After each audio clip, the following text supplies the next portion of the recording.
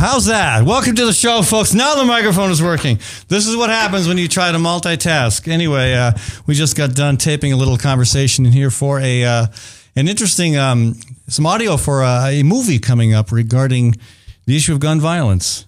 So whenever you do that, folks, you always want to switch the mic cords back, okay? Or talk with somebody who has a clue like Maddie, who knows about these things, because I don't, because I should have been born during the Stone Age. The wheel, to me, is like a major advancement in technology. I have two of them on my bike, so think about how confusing that can be for me. Hey, we have a great show for you today. I want to thank the Iowa chapter of the Sierra Club, also Iowa Physicians for Social Responsibility, and the Great March for Climate Action for being great nonprofit supporters of this program.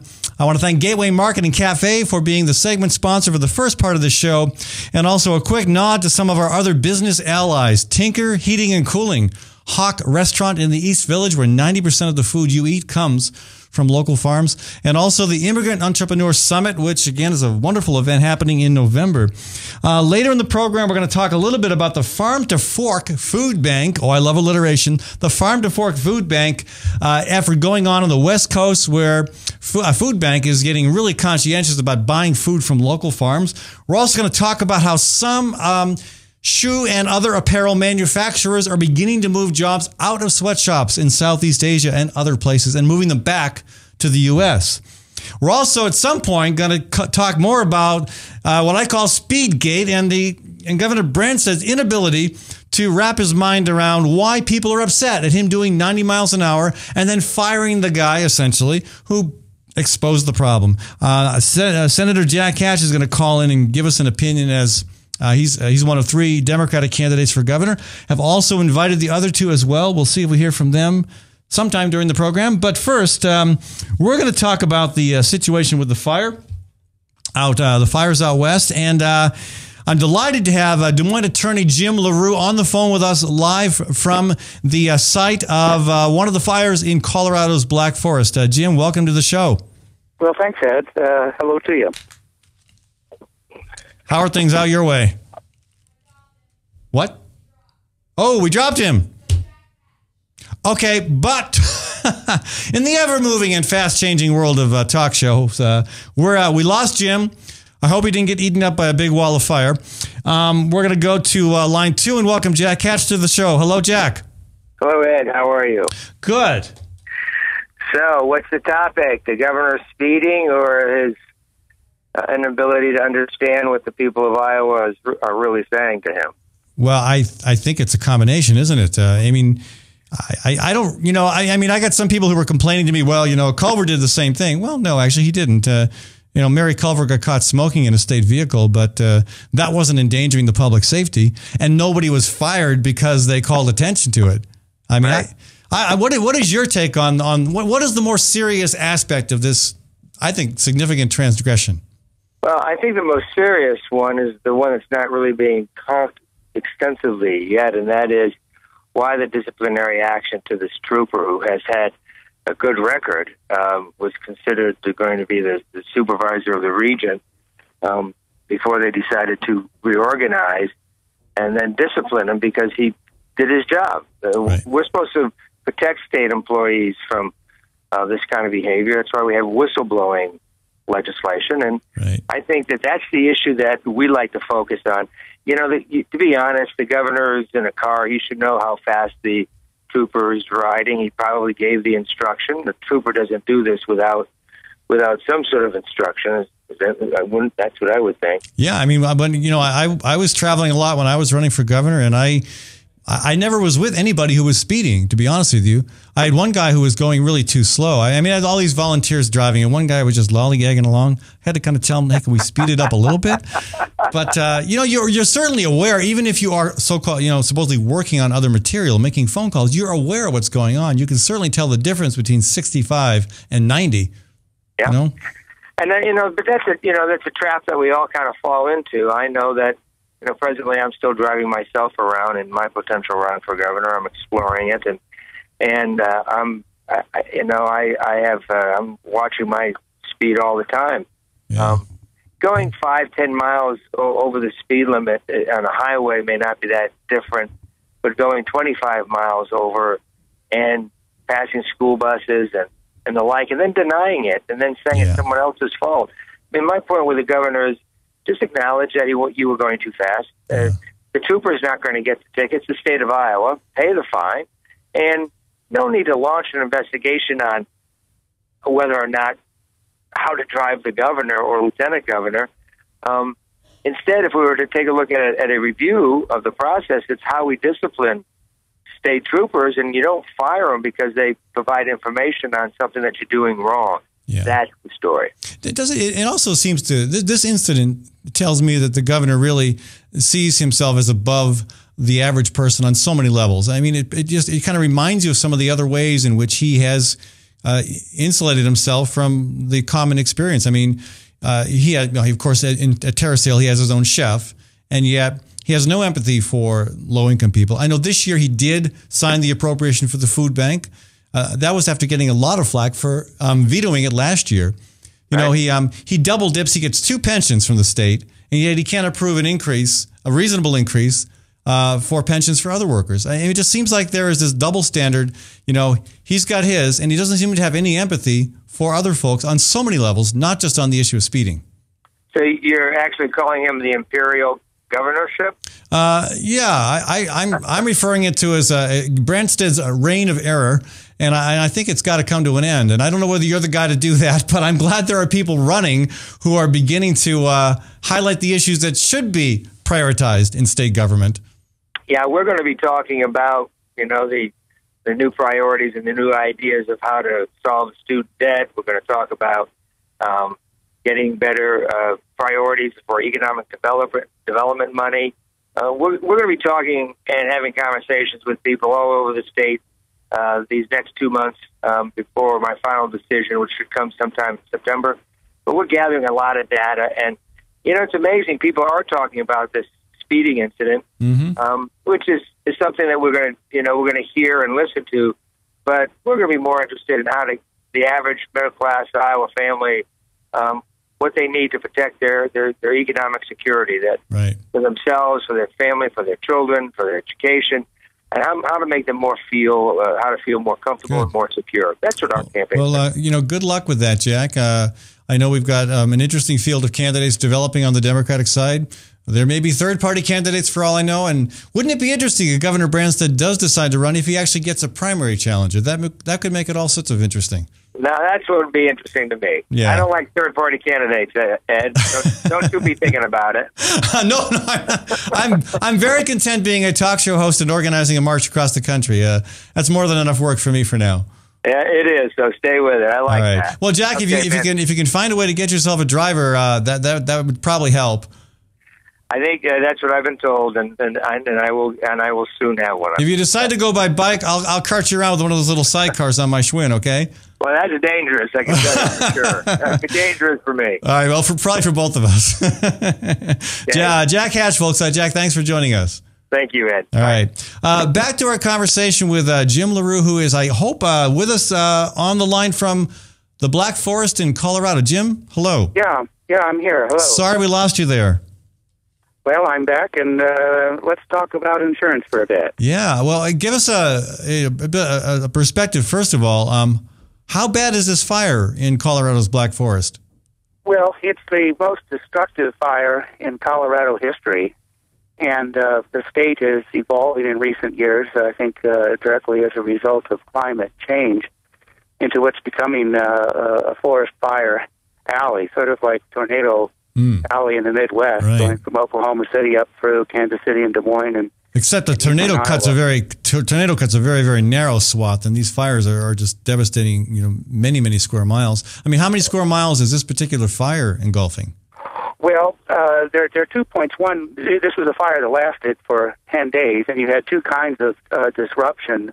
One was the initial evacuation, which involved 95,000 acres of land, 13,000 homes, 38,000 people who just were up and moved because they didn't know the extent of it. You had the perfect conditions for a fire, very dry, record-setting hot temperatures in June, and a southerly wind blowing hard. The really hard work of the firefighters, the first responders, and luck caused fire not to be as extensive, and the concentrated damage in the area that I am at the moment was 14,000 acres of timberland, about 500 homes and businesses completely destroyed, Wow. 30 to 50 others badly damaged, 2 persons killed, and between 80 and $100 million of damage. So it's the largest fire of this kind in Colorado history, and the fourth such large fire in the last 5 years. Yeah. So that's a part of what is going on here, and I think also helps to define how there's an evolving sense amongst the community of people, whether they're policyholders or if they are government officials, what is their role to make sure that people get treated right if people have suffered a serious loss? Now, some people are saying that part of the problem is not related to climate change at all. It's related to the increased development in fire-sensitive areas. Everybody wants a nice big mountaintop home with a great view, and then they don't think about what might come along in terms of the devastation from fire. So, how much is climate change the issue, and how much is the problem related to development?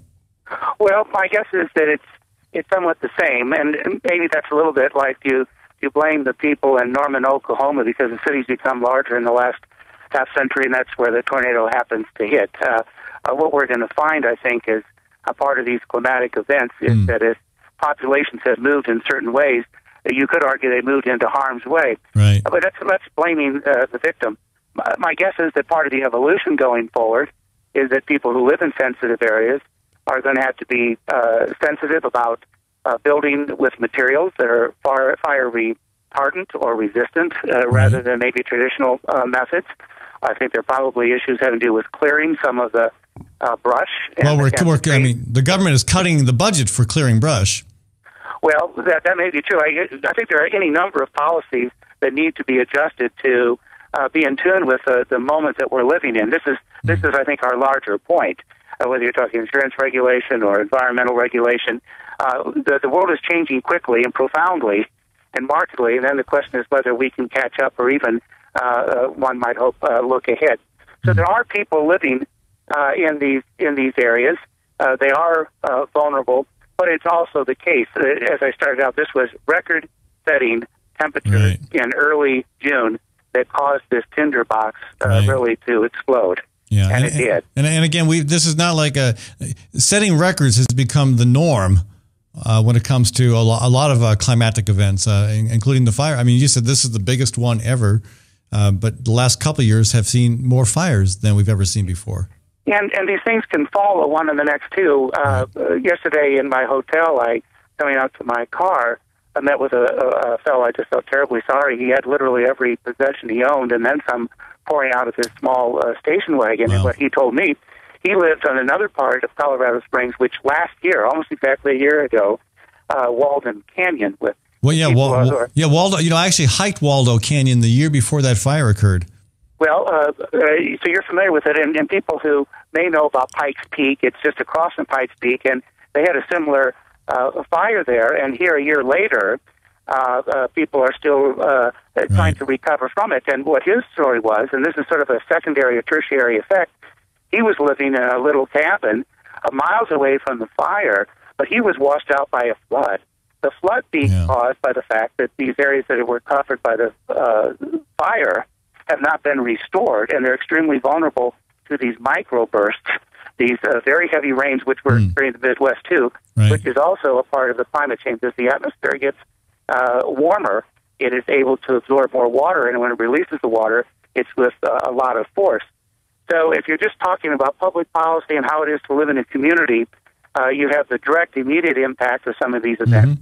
And then if you don't quickly restore and thoughtfully restore what is there, you're going to have secondary and tertiary effects down the road, which also adversely affect the public, which cause great destruction and need some kind of remedial approach. Now, Jim, I've got to run to a break, but what we really want to talk about today is the insurance aspect of this. And apparently, victims of Colorado fires are dealing with this in a way that is not conventional and very different than how the issue is addressed here in Iowa. And we want to hear about that.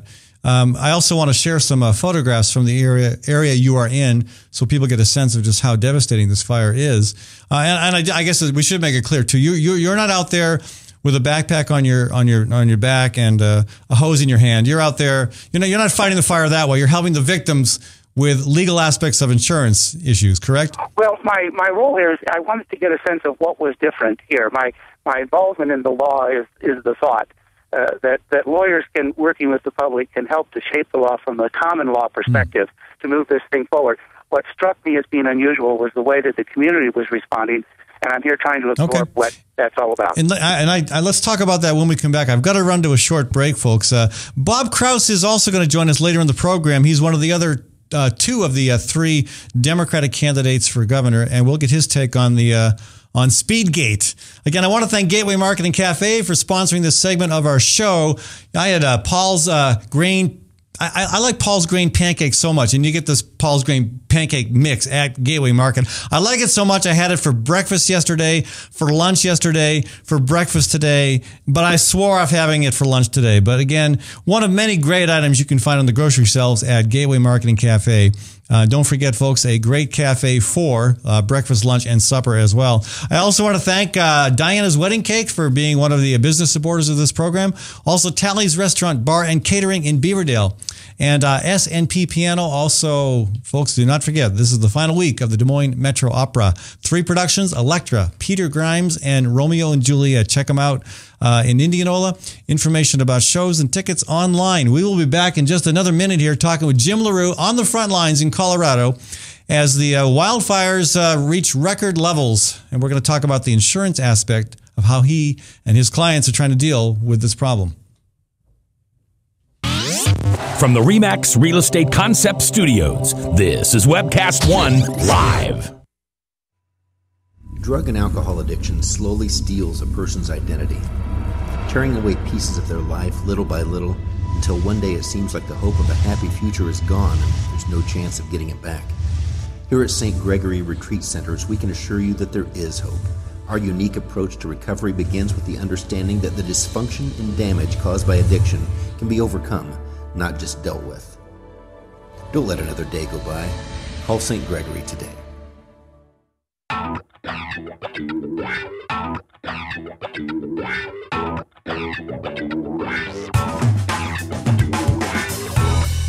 Well, good morning. This is the 7th of June in the Lord's year 2010, and this is day 1 of webcast1live.com. We will begin with Max World Live with my special guest, Tom Coates. In just a minute, there's Tom. Wait. Howdy. And we will be live for the very first time on Webcast One Live.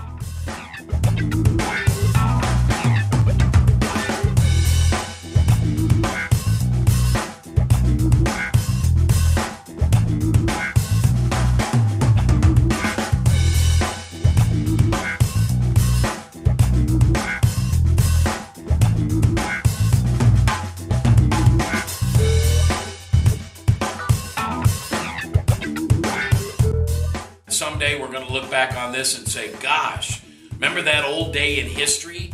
Wonder where Walter Cronkite was. He must have been around hanging there too.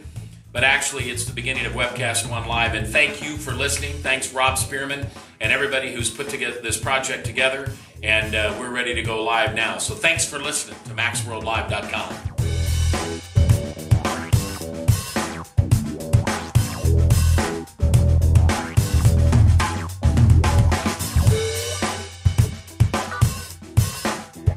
I can't tell you that it's going real well from time to time, but it is going.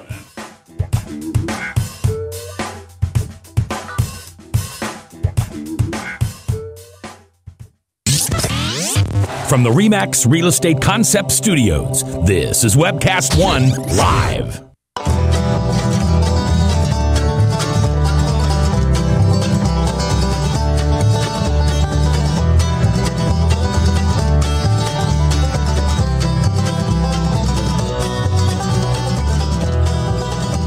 Welcome back to the Fallon Forum. This segment of our program brought to you by the Immigrant Entrepreneur Summit. That's coming up in November. Check out information about that online, ies.org.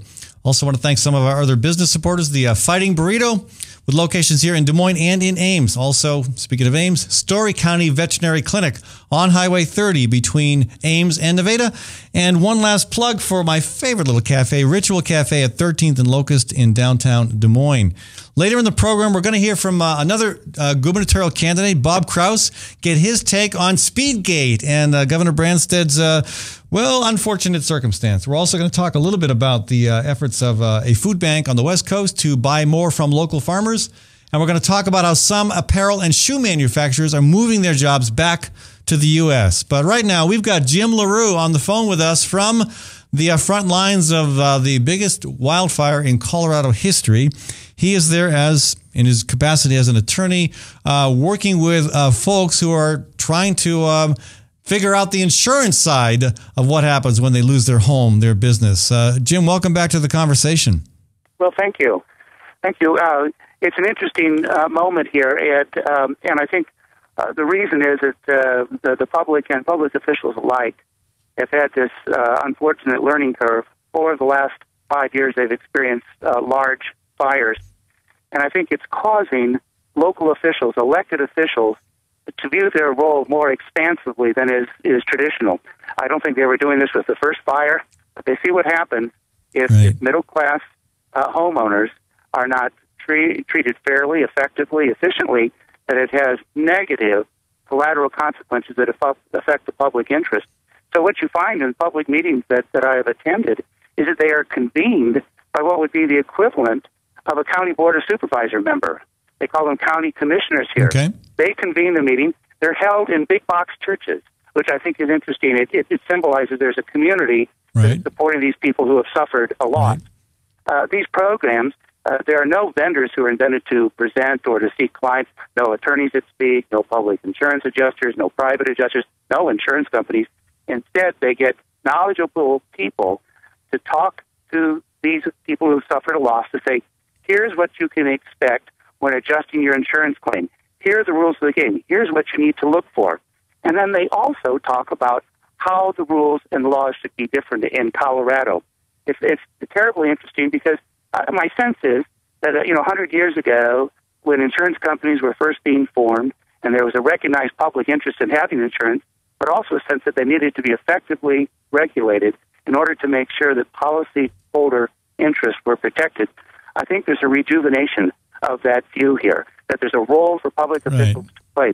At one of these meetings, the insurance commissioner from the state of Colorado came to participate in informing policyholders as to that interest. That doesn't happen in many states. I don't recall something like that happening in the state of Iowa.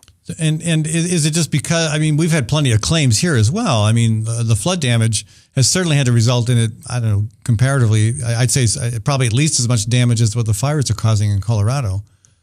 Here's what I think happens, is that, and of course these events in Iowa have been traumatic, they've been sudden, but sort of isolated. And there's no necessarily sharp learning curve that is shared by the public and public officials.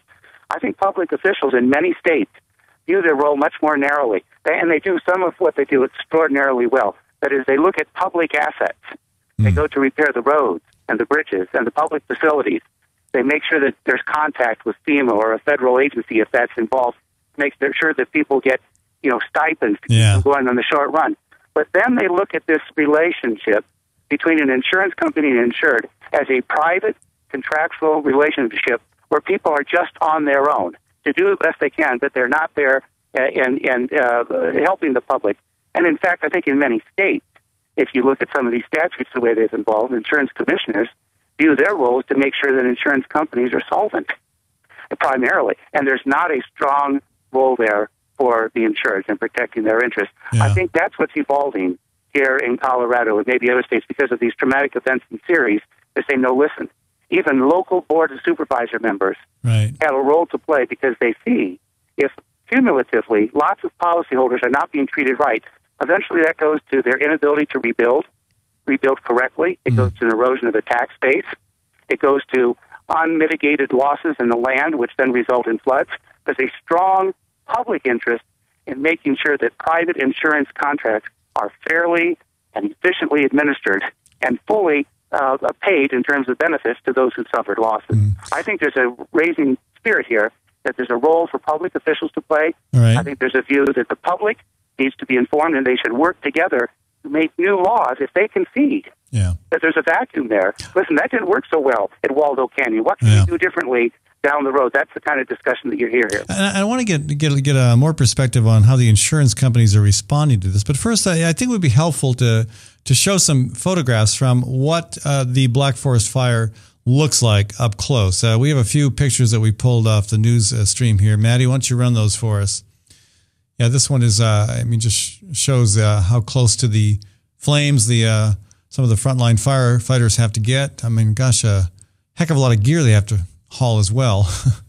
Oh, it's miraculous. There's signs all over this area expressing gratitude for the first responders and the firefighters. A sense that losses must have been much worse without their help. But there's also a very arbitrary sense of things. I'm in the parking lot of Rudy's Roadhouse, which is at the corner of Shoup Road and Black Forest Road, and I'm surrounded. 100 yards one way is a total loss of a structure. Wow. There are volunteers there. Probably these people have come even from another state. They all have the same colored T-shirt. It's some kind of unified group. Yeah. But I'm parked right next to a restaurant 100 yards away that was completely spared. Yeah. And these are arbitrary kinds of things. like a tornado in that case. Yeah.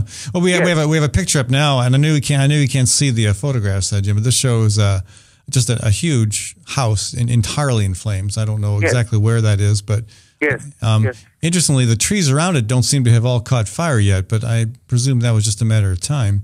Well, it's a combination. Lots of what you see here are terribly damaged forest.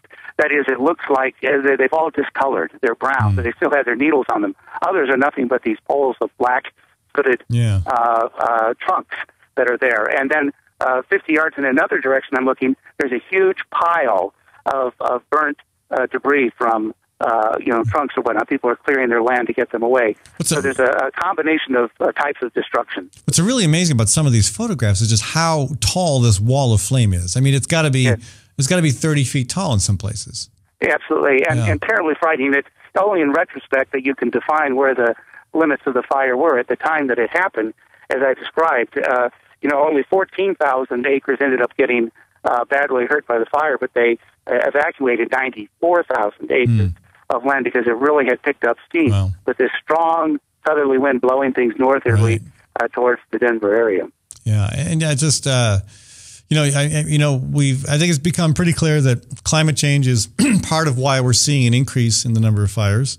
But the other problem is the other side of that is these fires are pumping an awful lot of carbon up into the atmosphere. I mean, I don't know how much. I don't know if anybody's measured how much carbon pollution is being emitted by these fires, but it's just the whole thing kind of feeds on itself and creates a problem that's much worse. That may well be true. The magnitude of things, probably the burning of the rainforest down in the southern hemisphere contributes a lot to that. Sure. This was an event that lasted 10 frightening days for the people who are, who live here, and sort of wondering what's next. Now, this is a part of the country. It's semi-arid, just naturally. And if people who are listening have been up here, they'll remember that you see signs that are all around that give you a notice of what the degree of risk is with respect to fire. And even as we sit here today, after the fire, 30 days or so, still the risk of fire is high. Just the normal climatic conditions. So again, insurance companies, every time they pay a claim out, they make less money. So obviously they're going to try to deny claims or minimize what they have to pay.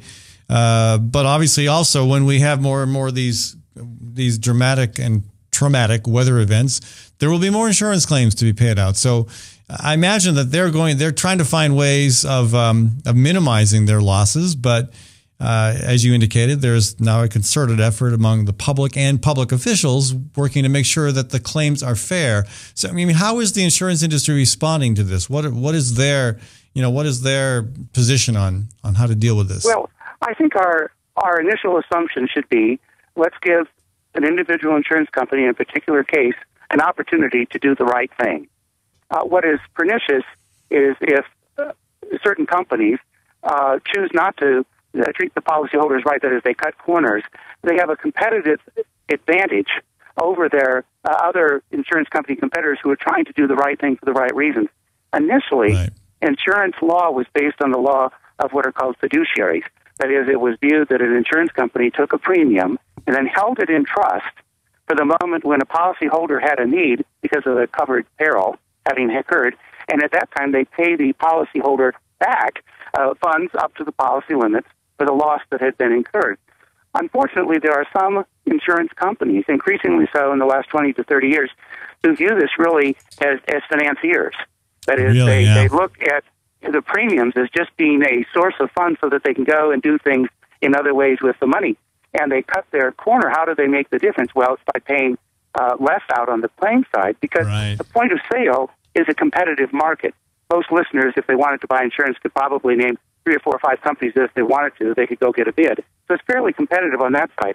But those companies that are getting away from the fiduciary model, that is, we're treating our policyholders in the capacity as fiduciaries, but it said, no, we're treating those premiums as a stream of income so we can do other things. That's where the tire hits the road in terms of there being a conflict between what's good public policy and what's in the interest of a particular insurance company. So you say, what is the status of insurance companies? I think it will surprise people to know that even in this period of time between, let's start with Katrina, followed by financial meltdowns, followed by these other events, a number of our national insurance companies are stronger than ever. Their reserves, their equity is in a much stronger position ever than before because of this phenomena that I've talked about. They hold huge amounts of reserve. They take the money. They've even adopted banking postures. That is, they really are financial services. But at some point, it's a losing proposition. I mean, at some point, you can't insure all the potential claims that are going to continue to arise and continue to, there's going to be more and more of them all the time as we have more of these unprecedented weather events. So at some point, I don't see how that plays out over time. Well, it's a big question, but I'm not sure I accept the premise. First of all, insurance companies, they're smarter than the rest of us when it comes to one thing. These guys are actuarial scientists. Right. Their bread and butter is to assess risk. And some time ago, these are the folks who really understand climate change because they're. I know that's for sure. These are smart people, and they're not putting their money where they think there'll be losses due to climate change. Largely speaking, and so we need to listen to them. These guys are smart, and what we have to be careful is that they don't put all of that risk on the public. Right. But at the same time, I think a part of good, sound public policy insurance strategy is that if there are areas that are extremely high risk, well, maybe that's not where we encourage development. Right, and there's plenty of those places, whether it be hillsides in Colorado or floodplains in Iowa. Well, that's right. Or if they do so by paying a premium that reflects the risk. Yeah. But on the other hand, insurance companies sometimes write out of their book of business those areas because of their actuarial predictions. See a lot of risk there. That's why, for example, there's very little, if any, privately sold flood insurance. Yeah. They serve as the point of sale, but it's really a government program for flood insurance because floods increasingly were damaging their reserves. So your point is that we need to make certain that our insurance industry, our insurance regulations, are adopted to an era that's coming rather than to the era that has passed. And my own view is that's part of what's going on here. The public is still buying insurance and thinking about insurance the way that they might have 30 years ago when there was a presumption of a fiduciary relationship. Jim, something will take care of me. Jim, I've got to roll on to the next conversation here. I really appreciate you joining us. It's got to be a little bit heartbreaking to see all the damage and to see all the lives that have been ruined by this fire. But, it's one of many across the country. Well, the good part of it, Ed, and this is the larger message, is that I think in the moments like this, if guided well by public leaders, this is a moment like maybe we've not had for half a century, where public-spirited people can lead a debate to help make certain that insurance industry, which is something we all want and need, is written in a way that really reflects public need and public interest going forward rather than private interest and private greed looking back. Well, we'll continue to do our part in that capacity on this program. Jim, thanks so much for joining us. Thank you, Ed. Jim LaRue, folks, calling us live from Colorado. We're going to switch gears here again. I'm actually going to go back to an earlier gear. We've been talking about Speedgate, about Governor Branstad's being caught doing 90 miles an hour on a highway in northern Iowa. And when the DCI agent who blew the whistle on that, did so. He got fired. Well, suspended. Anyway, I've invited all the other gubernatorial candidates, and if there were any third-party candidates or other Republicans running, I would invite them as well. But I have invited Jack Hatch, Tyler Olson, and Bob Kraus to weigh in on this. How serious is this? What's your take on it? Have not heard back from Tyler Olson. We had Jack Hatch on the program earlier, and I'm delighted to have Bob Kraus with us right now. Bob, welcome to the show. Thanks for having me, Ed. Sure. What is your take on Speedgate? My take is that it is an abuse of power, and it's not just about the 90 miles an hour, which is fast enough that statistically it's nearly impossible for a baseball player to hit a ball that's thrown at 90 miles an hour. But that's a tidbit. The thing is that it is part of a pattern. The thing that I've been involved in quite deeply has been the Iowa Veterans Home, and there we saw some incredible abuses of power. Such as? Well, there was at least one lady that had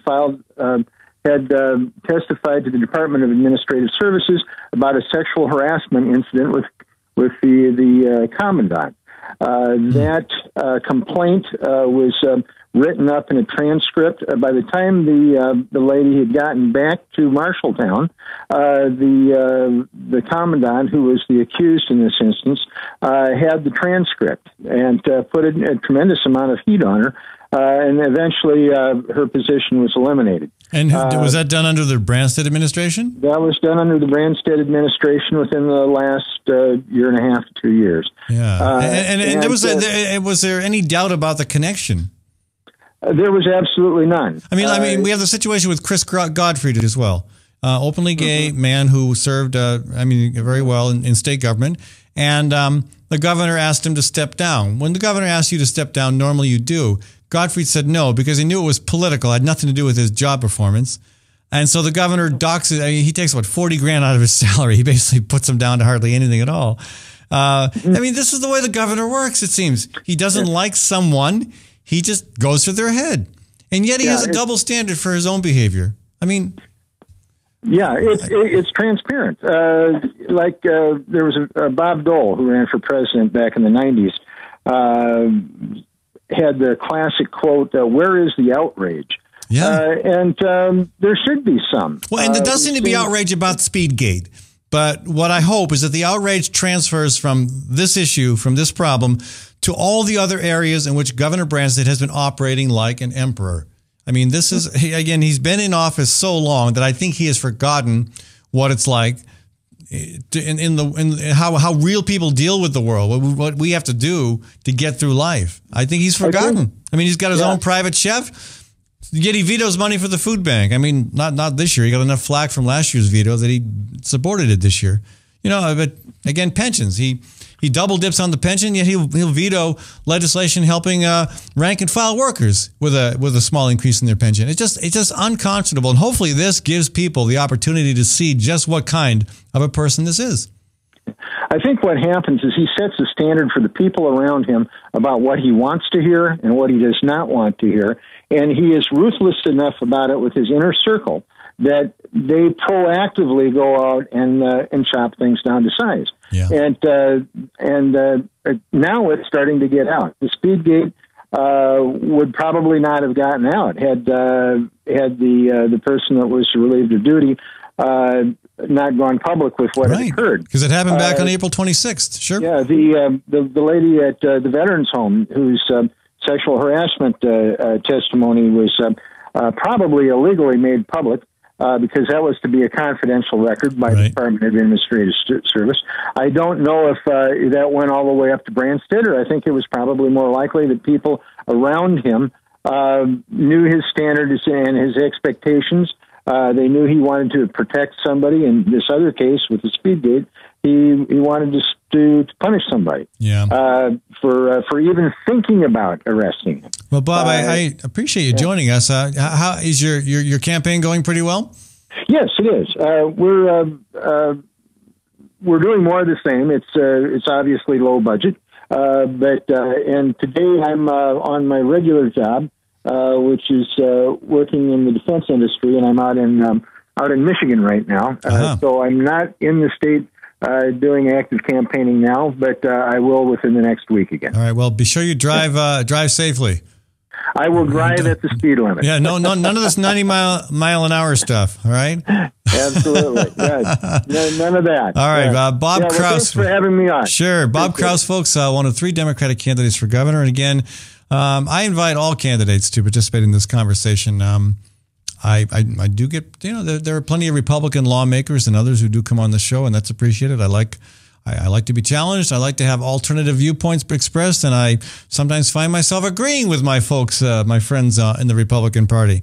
All right, when we come back, we're going to talk about the Farm to Fork Food Bank initiative at one food bank on the West Coast, where they are buying more and more of their food, or getting more and more of their food from local farmers. We're also going to talk about how some shoe manufacturers are moving jobs out of sweatshops and back to the U.S. I again want to thank the Immigrant Entrepreneur Summit for sponsoring this segment of our program.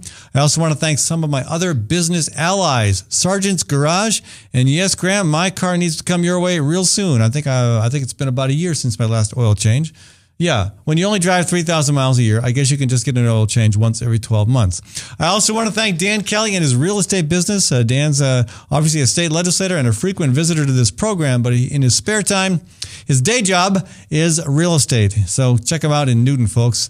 Also, a reminder about Hawk Restaurant, H-O-Q Restaurant in the East Village, where 90% of the food comes from Iowa farms and local producers. Check them out at East 5th and Walnut. I'll be back in just a minute. From the RE/MAX Real Estate Concept Studios, this is Webcast One Live.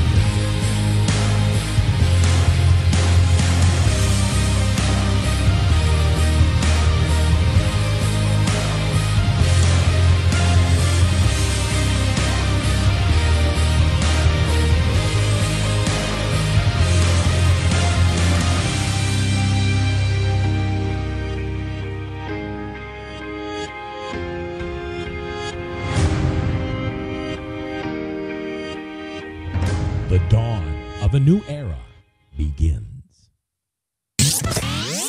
From the RE/MAX Real Estate Concept Studios, this is Webcast One Live.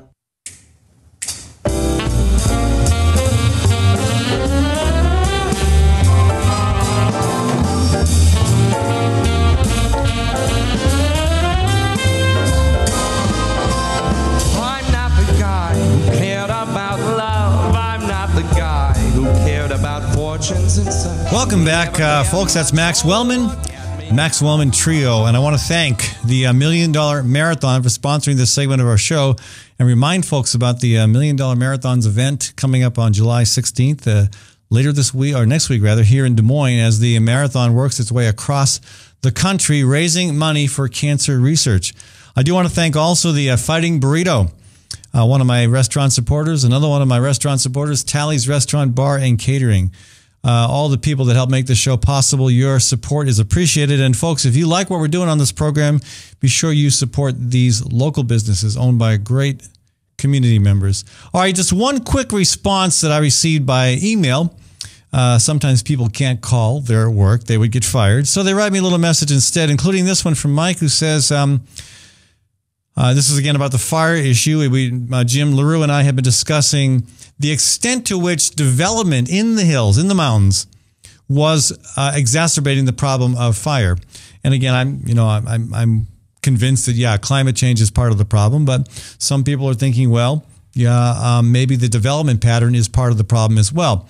Mike says, haven't you heard, or he says, I haven't heard you talk about the fact that standard procedure for development is causing all these large homes to be built out in the woods. Well, we actually did talk about it.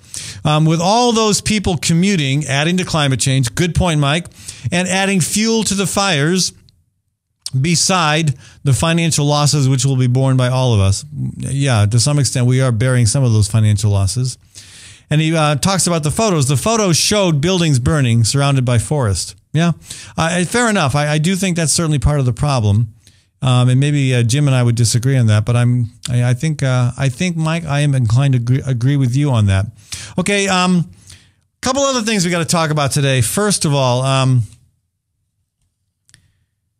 this is encouraging. The Sacramento Food Bank. Now, this is a food bank that was just like most food banks have been and still are. It's a standard distribution center where what you're going to find is heavily processed foods, lots of calories, empty calories in them. Day old breads, lots of sweets.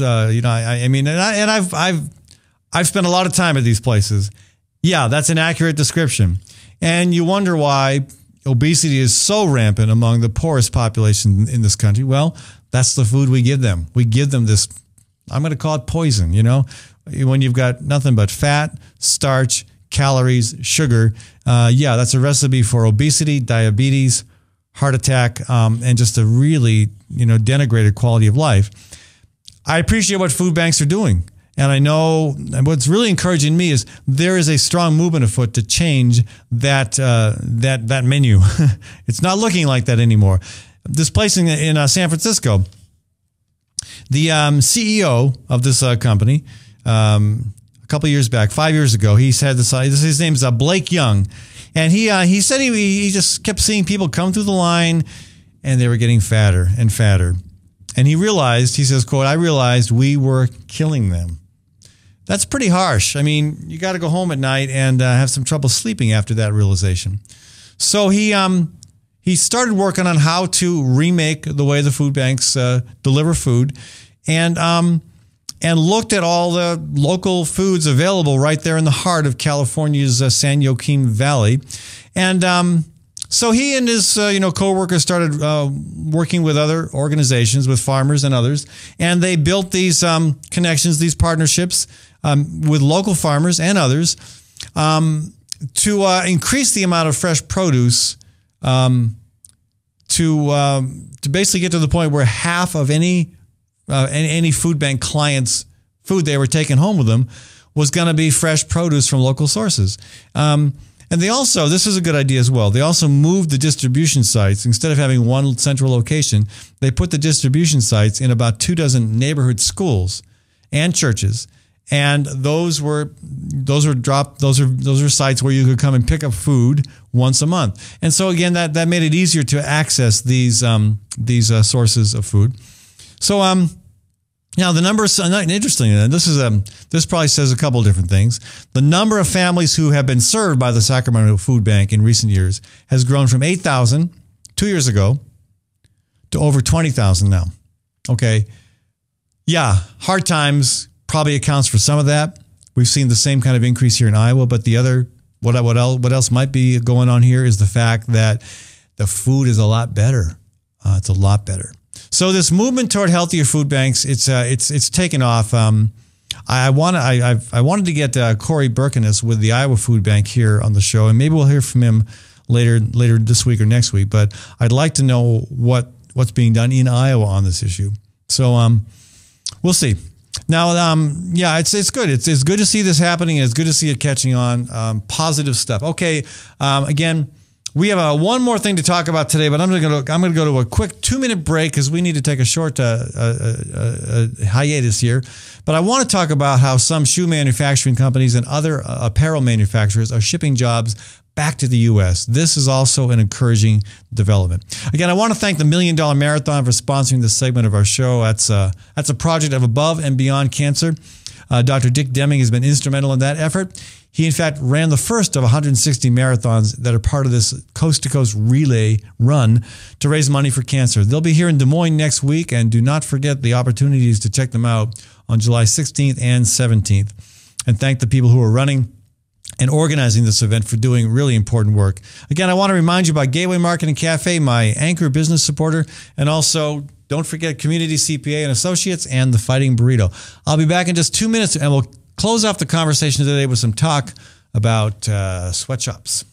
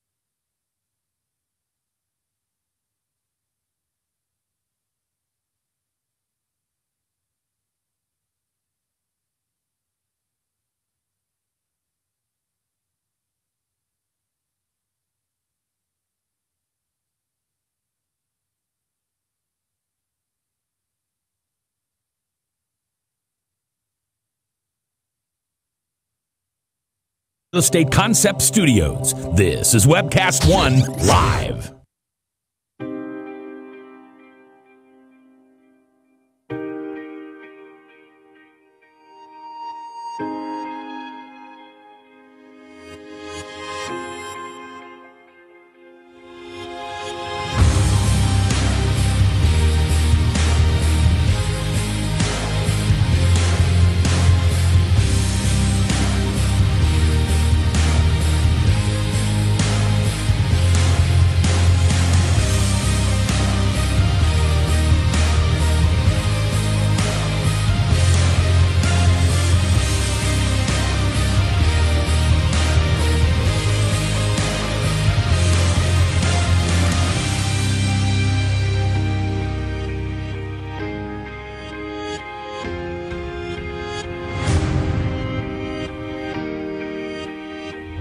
The dawn of a new era begins.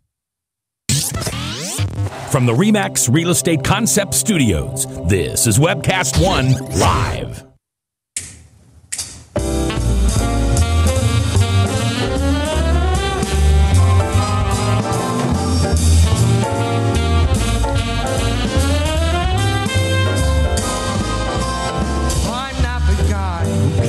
Welcome back, folks, to a final and short segment here on the Fallon Forum. I want to thank the folks at the Des Moines Metro Opera for helping to sponsor this segment of our show, and remind you that this is the last week to catch one of 3 fantastic performances in Indianola. Do not let this opportunity slip by. They're one of the best opera companies around. Again, we truly are the cultural and culinary crossroads of America with all the fantastic things happening here. How can one believe otherwise? Again, I want to thank some of my other business supporters: Tinker Heating and Cooling, Hawk Restaurant, Story County Veterinary Clinic, Dan Kelly and his real estate business, and the Ritual Cafe. For more information on each of those business supporters, go to my website, fallonforum.com. You can also donate to this program to help make it possible, but please support the businesses that help invest in this, because you're not going to hear these conversations on the Michelson Show or on the Simon Conway Show or the Rush Limbaugh Show. So if you want these conversations to continue, thank the businesses that help make it possible by patronizing them. Okay, so one more thing to talk about here. This is more good news. There's bad news, there's good news. We try to balance it out. Like Fox, no, never mind. This is good news about apparel manufacturing, shoe companies. Again, there's been a lot of criticism for the sweatshops that have been built, and we sure had a lot of criticism recently, and rightfully, with what happened with the two different factories that collapsed in Bangladesh and Thailand, and just killing over 1,000 people in one case. This is unconscionable.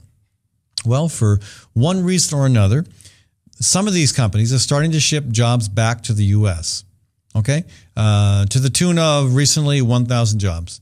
And particularly, we're looking at Brooks Brothers and Saks, and then a bunch of smaller, apparently like dozens of smaller companies as well. I didn't even know there were smaller companies. Anyway, but a lot of these smaller companies and two of the bigger guys have moved some of that production back to the U.S. For a total of 1,000 jobs being created. Again, that's peanuts compared to the 800,000 jobs that are lost, that have been lost to foreign, garment factories in the 1990s and in the last decade. So it's a drop in the bucket, but it is a trend, hopefully indicating a trend. Maybe it's not a trend yet, but hopefully it indicates a trend that will continue to build momentum. Again, we all know that this garment production, shoe, the making of shoes and T-shirts is a very labor-intensive effort, and so companies have been seeking out people that they can pay $34 a month to in horrible working conditions, but it happens. Inevitably, the human spirit gets tired of being crushed and kicked around. And so you got a situation there where workers are agitating for better conditions and higher wages. We've seen that in China. And again, one reason these factories are moving to other parts of Southeast Asia is because, China is doing better by its workers. So, again, these things are happening. That may be part of the reason. Again, part of the reason they're coming back to the U.S. may have nothing to do with corporate with increase in corporate consciousness, but one can only hope. Okay, so one group that's worth mentioning is American Apparel, or one business I should say worth mentioning. American Apparel is the #1 U.S. clothing maker. They've got about 6,000 factory workers. And I need to learn more about the conditions that those folks work in. I imagine they're a heck of a lot better than what you'll find in Bangladesh. Now, recently they added about 100 new employees at a plant in Los Angeles just since last year. So that's encouraging as well. There's another, again, a bunch of small labels were mentioned as well. And one of them is Schoolhouse. Again, I have not heard of Schoolhouse. I'm sure Maddie has because she's so fashionable. She's shaking her head and probably rolling her eyes because I have not heard of Schoolhouse. But anyway, there's this business called Schoolhouse, and they design apparently, and they sell this high-end university type style clothing. I don't know. Anyway, but they're starting to shift more of their production back here as well. They moved all manufacturing to U.S. contractors back in 2011. So again, besides eliminating late deliveries, the CEO of that company said they're saving about $5,000 a month on staff to oversee production in Sri Lanka, which is where they used to do this work. So these are small but encouraging developments. And again, as much as I like from Harap, who is a wonderful columnist with the Rhode Island, she's a syndicated columnist out of Rhode Island, and she's on this program once in a while. I enjoy having her on this program, but I disagree with her on this. I mean, I don't think the thing to do is to go out and buy more stuff from these sweatshops because it's a better situation than what some of these workers have. No, I say buy stuff from these businesses that are shipping the jobs back to the U.S. That's where we ought to spend our money. Okay. Anyway, thank you for being a part of the conversation today, folks. Tomorrow, Ron Yarnell is going to join me, as well as State Representative Dan Kelly. Again, I want to thank all the businesses and organizations and events that make this show possible. I want to remind you of the 3 nonprofit organizations that we partner with to help pull together program ideas. The Great March for Climate Action, Iowa chapter of Physicians for Social Responsibility, and the Iowa chapter of the Sierra Club. Thanks to my producer, Maddie Kane, and to Webcast One Live. I will be back tomorrow. From the RE/MAX Real Estate Concept Studios, this is Webcast One Live.